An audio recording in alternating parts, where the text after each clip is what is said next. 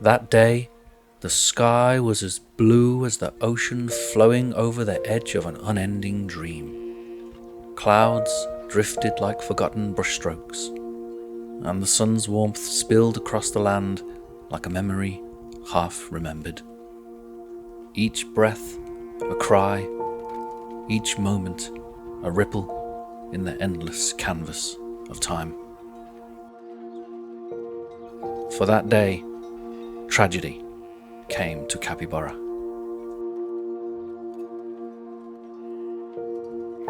This is Foundation, and I am Lord Bara. Despite being so far removed from the troubles of the world, Capibara is not immune to chaos. For in the late hours of one evening, part of the manor in the old district of Capibara set ablaze and burned to the ground.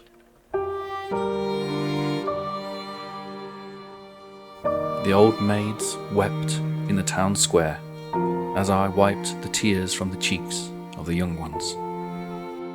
The hounds barked at the embers pirouetting in the sky like a toy maker's ballerina in a music box. I looked upon my creation and I knew exactly what I needed to do. I had many suggestions about how to resolve problems with charcoal production, and I'm grateful to them all. And as you can see, my original strategy has worked, and I'm now maximizing the amount of iron ore that I mine. I'm not entirely sure what to do with all of this coal.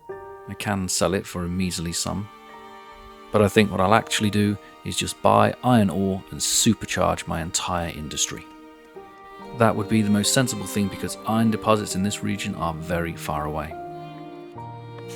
This visit to Capibara will consist of 3 things: fixing the mess of the housing that I made in the last episode, purchasing and building the belfry, and, like the phoenix, building a brand new market district for Capibara. So I hope you're ready, for this is not a tale of woe. In fact, it is a tale of success. And I'm going to start out in the spirit of that success by promoting 3 militiamen to soldiers. You may or may not be aware of this, but for every knight that you promote, you need to have 5 soldiers. Which means if you wanted 2 knights, you'd need 10 soldiers, and 3 knights, 15 soldiers, etc., etc. And to do the most difficult of the missions, you will need a minimum of 3 knights. So at the end of this episode, all being well, I will have completed this next mission and have 6 soldiers. I've been doing this particular mission on repeat because it's got one of the best rewards at this level. It's called the Village Crawl, and you get bolts of linen and clothes, you get beer and berries and fish, and you also get all of the experience that you need to upgrade the soldiers as well. So dry your tears and let's crack on.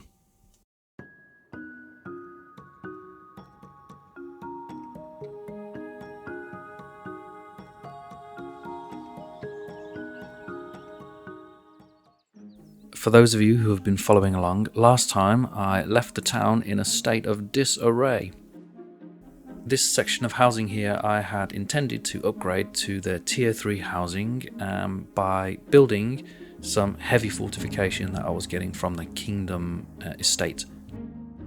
And I thought it was all going to plan, but it turns out that I have inadvertently made the area of effect of that building a little bit too big, and it's upgraded various buildings around it that I didn't want it to upgrade.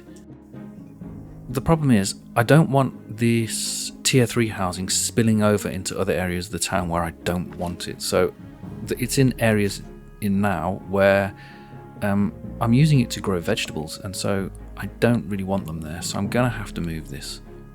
Luckily, I can just open up the build menu now for the monument, double click it so that I grab all of the build parts that are associated with that building there, and it's only small, it's only about 3 parts, and then I can just move it and it will rebuild now at a reduced cost. It shouldn't take too long either, so I can move on and do some other things while I'm waiting for that to happen. And one thing that I want to do is add another cheesemaker. I've got a lot of milk coming in now because I've built an additional dairy farm, 2 dairy farms in fact, up on the expansion on the hill, and so I need an additional cheesemaker.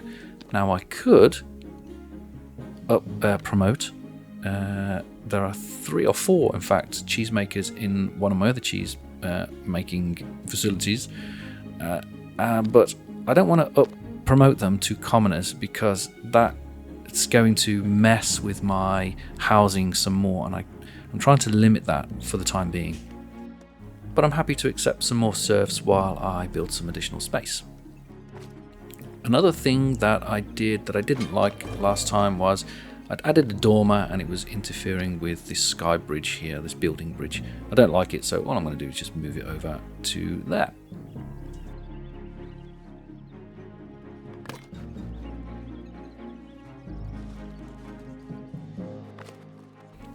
I like the position of this cheesemaker here. I'm going to hold off on building it while they finish deconstructing and reconstructing the other houses that were being messed with. I don't want to stress the builders out too much. I don't like to give them too much to do all at once. Let me grab these 3 newcomers here, that's convenient, and I can hit go on the cheesemaker now, and once that's built they can go and work in there.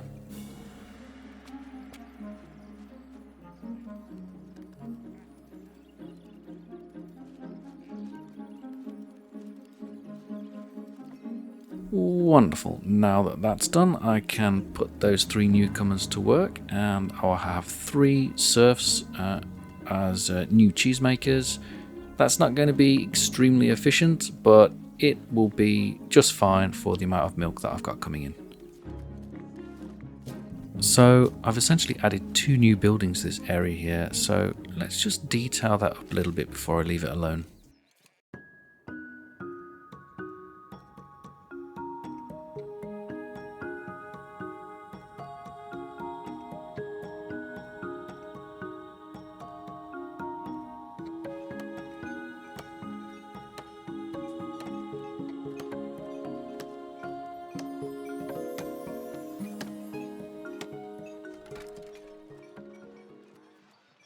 Some of my most favourite building assets come from the Kingdom Monument. I feel that it's got the most varied and the widest catalogue of little detailing pieces like these things that you can stick on the side, and they all add something really special and extra to the building that you're doing. That's not to say that the clergy, the monastery certainly has some nice pieces, but I don't feel that it has as many and as varied a selection as the kingdom does. And it's taken me a while to really discover, and I certainly don't feel like I've actually discovered all of the uses for the build pieces, but I really enjoy them. Like, this one is so versatile in itself, just that one little kind of archway which has a little roof on it, and I'm just going to put it out the front of this building here just to give it a little bit of extra what would you say, just dimension to it. I would have preferred to have a different kind of door for this, but because I don't have the door that I would like or that would fit onto this street, I feel like that covering does what I wanted to do.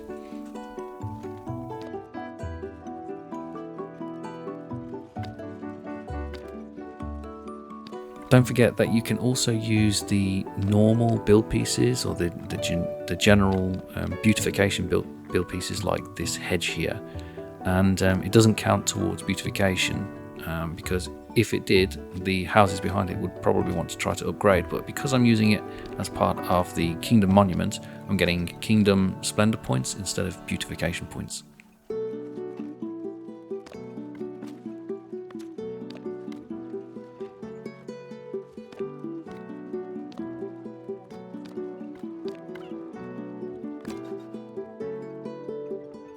this is really starting to shape up. It's becoming a facade for the building, and it's on this main street as well, so there's got a lot of foot traffic going past it all the time. It looks really quaint and really sweet. I want to have it kind of like a signpost to say, this is where you go in here to do official type of business. There is no official business going on in there. In fact, it probably won't get used at all because it's a treasury piece, but still. Ah, mission success. That's good news.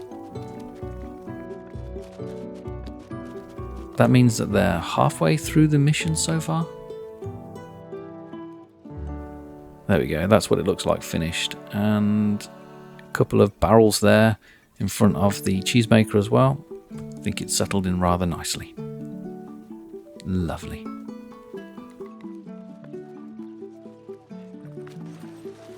Okay, that's enough of that. Before I can move on and build the belfry, the first thing I need to do is actually unlock it.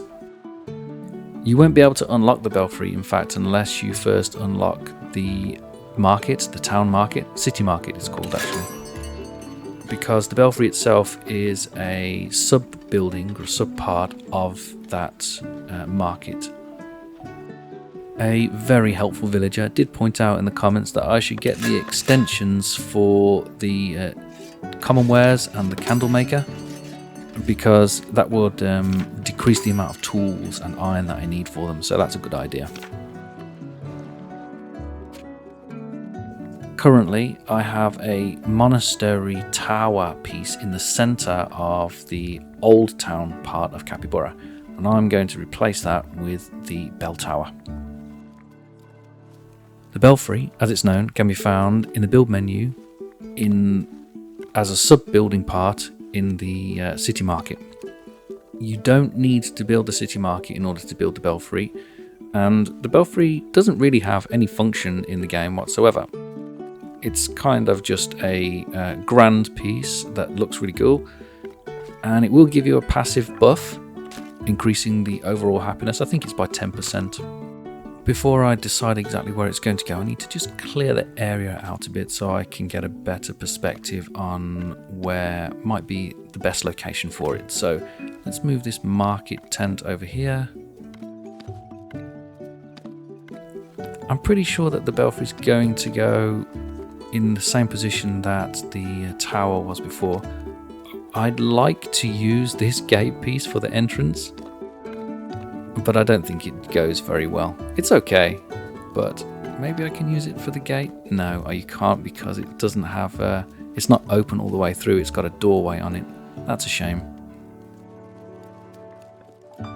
That would have looked quite nice. Never mind, there is another door, but it's a bit picky. It only likes to go on one or two of the sides. See, it's green here, but if I moved it to the other side, it'd go red. It's very big, isn't it? I think it looks fantastic.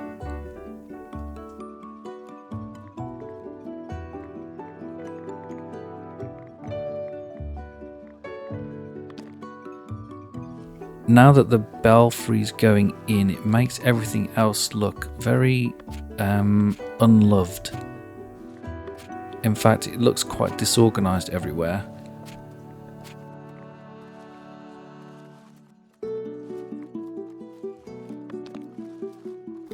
I remember when I was building the manor house that somebody said that you can nest the fountains together, but I'm not quite sure that works here.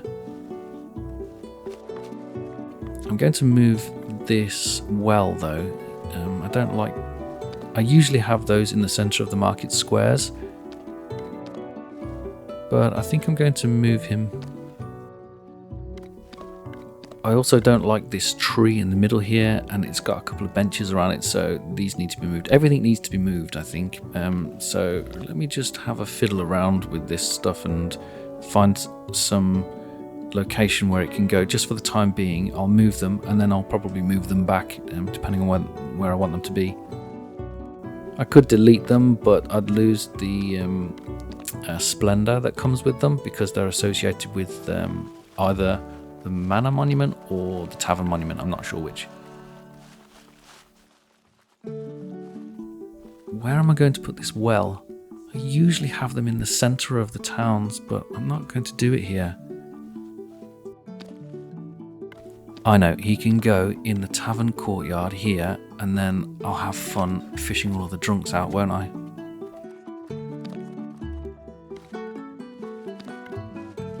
And now the fountain can take a more central position in the square.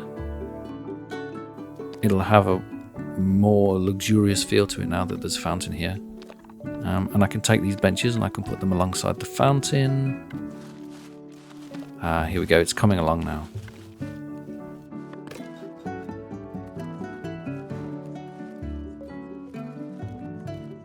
It's still quite large, maybe I should reduce it one little notch. Yeah, I think that's big enough. Let's hit build.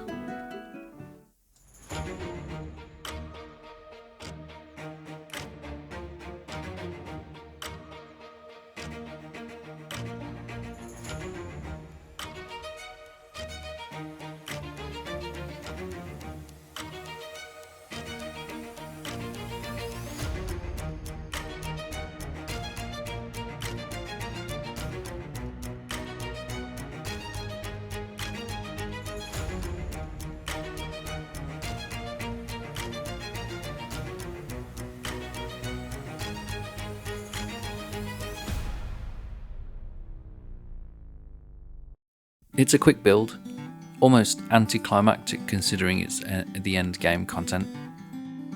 Still, it looks really grand and true to life. It's got a prominent position inside the town. It's gonna do its job, I think. If you get close up to it and you hit the ring bells, it's got a little chime to it, in like a little musical chime. Here's some history for you. In medieval times, bell towers were used to signal different kinds of events, like they would signal attack on the town, for example, or it would be used for call to prayer, other types of things. They had different ring patterns depending on what they were trying to say. I'm not going to pretend that I already knew this, but the Leaning Tower of Pisa is technically a bell tower. I did research that because I was looking what are the famous bell towers around the world. So the first one that came to my mind was Big Ben in London. But yeah, apparently Leaning Tower of Pisa is also a bell tower, technically, freestanding bell tower. I tell you what you should do. In the comments, if you have a bell tower in your town, let me know. And do the whole engagement thing for me, because it really helps. Anyway, I finished the bell tower, so let's get the reward and click on the thing.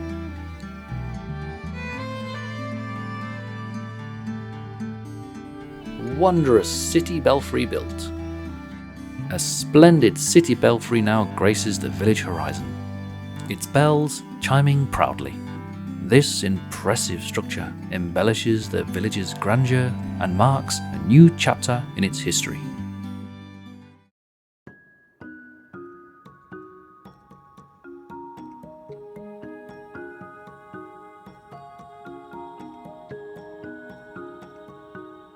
What I'm going to do now that the belfry is built, is tidy up the entire area.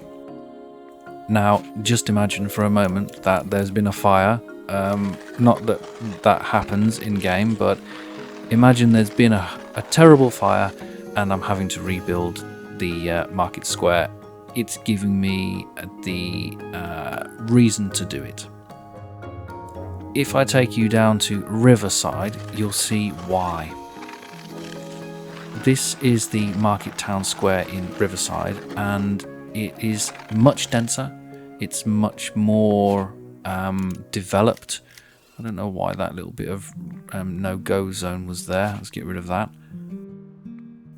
And it's had a lot more love and attention given to it. You can see this is the area that it covers, and you can see that it just looks more considered. than the old town.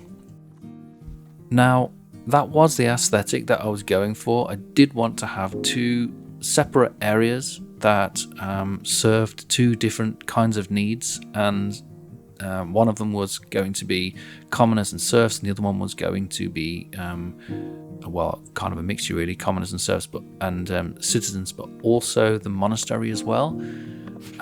But I still think that this area deserves some attention.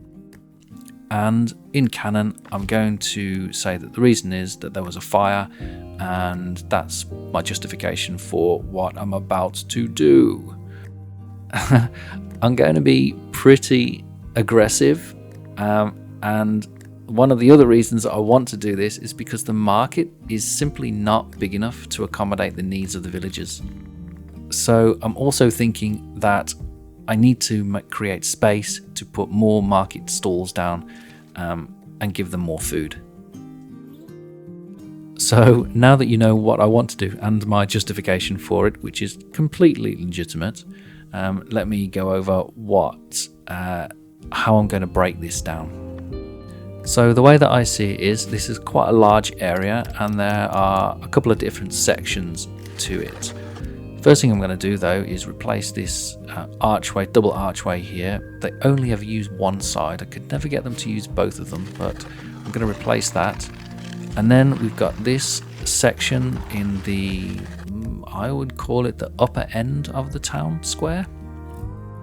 This, for the most part, I feel is the most developed area and where I will mostly leave alone.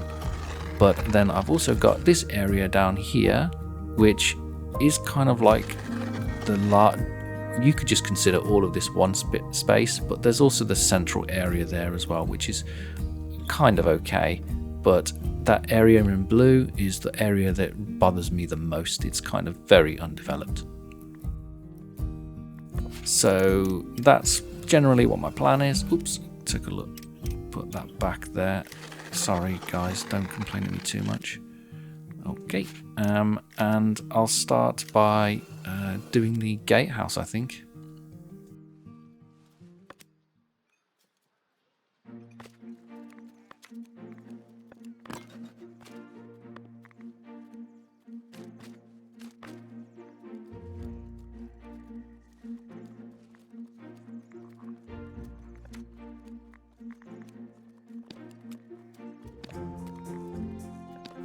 There's a couple of different ways that I could do this, but I'm going to go for this standard archway here. It really is one of my favourite build pieces. I've said it before and I'll say it again, but it's going to go quite nicely here, and well, it's perfect.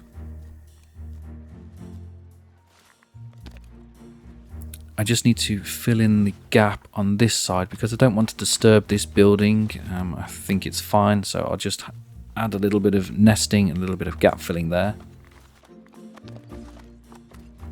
And I'll give it some access because otherwise it will be stood alone.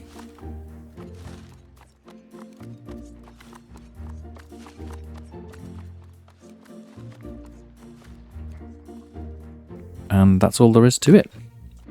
I'm not going to sit and watch any of this build this time. I'm going to build as I go along because there's too much to do, and it's going to be all little bits here and there, so I'm just going to build it as I go along.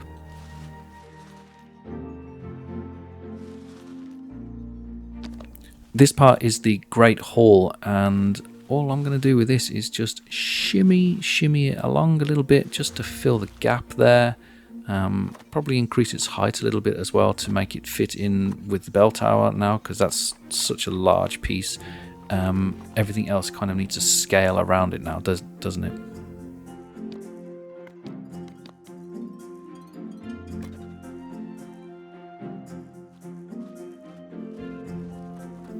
Over in the corner, we'll find the tax office. Now, between me and you, the tax office has bothered me since I built it. I don't know why I decided to put the building at that angle and then this tower on the end of it.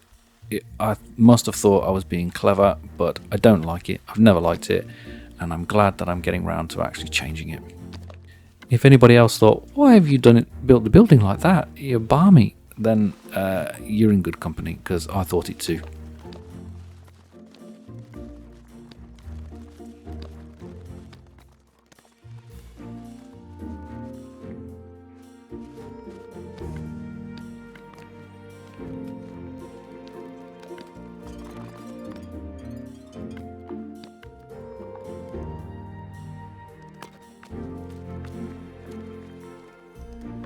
For those of you who have been following along, you may remember that this gap that I'm about to fill here did used to have a archway in it, but I've since closed that up because, well, I don't need it anymore, and I don't see the point in it, and I'm going to fill it with a building here. Now, what kind of building? This one looks particularly nice, but I think I can do even better than that.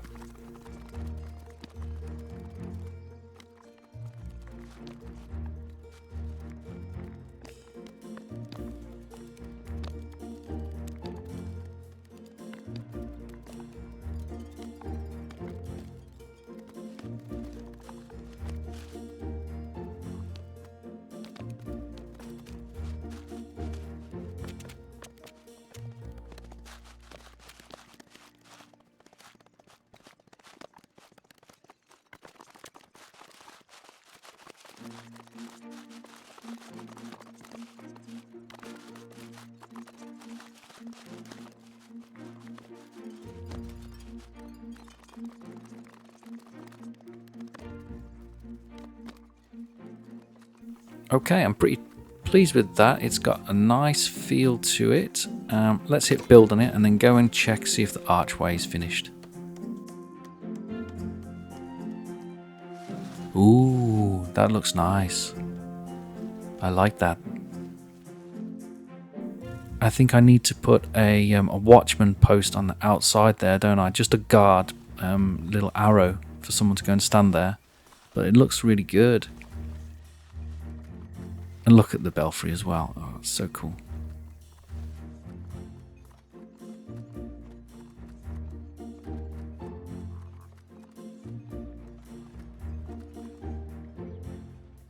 Yeah, I need to do something about that bakery as well. Let me have a think.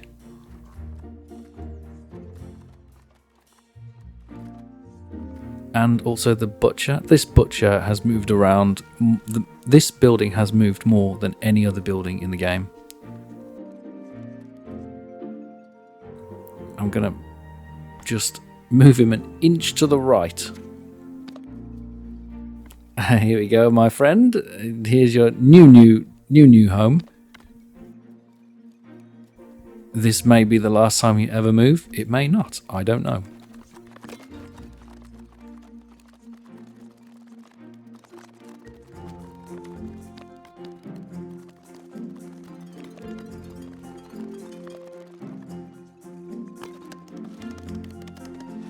Now that I've created an internal corner here, I'm going to put some new market stalls down, and I'm going to move an existing one, which is in front of that bakery, which I've never liked. And I'm also going to add an additional one next to it here between the butchers and this other market stall tent. And I'm going to probably put cheese in there, I think, because there's no cheese in this market, in the main Capibara market. The only place I can get cheese from is either the tavern via the meal, which is one of the things that cheese is used for, and over at the Riverside Market they have a stall there where they can get cheese from. So this is just going to give them an additional outlet for cheese.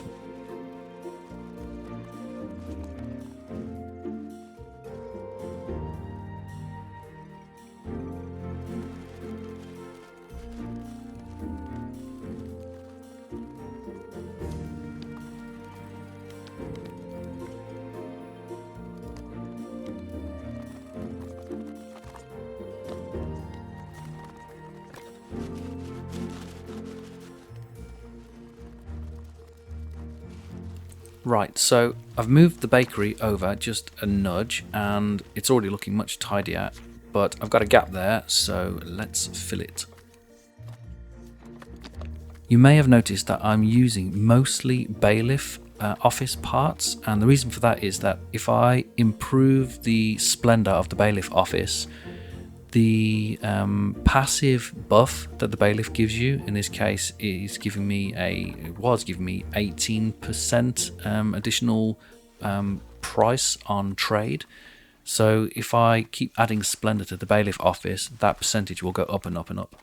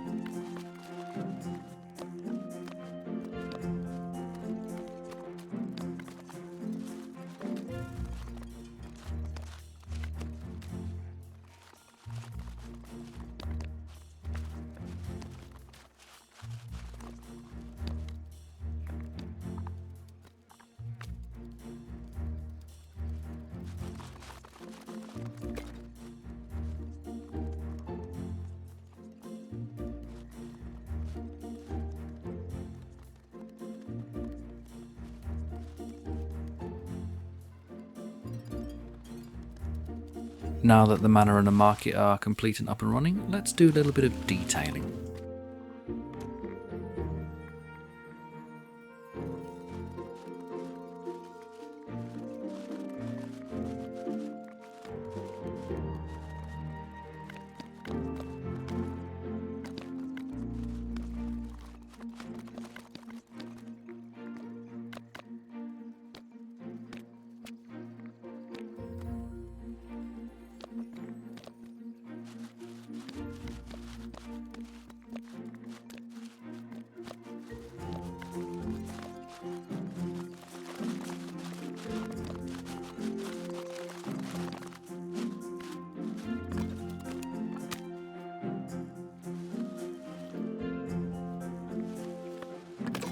Lovely.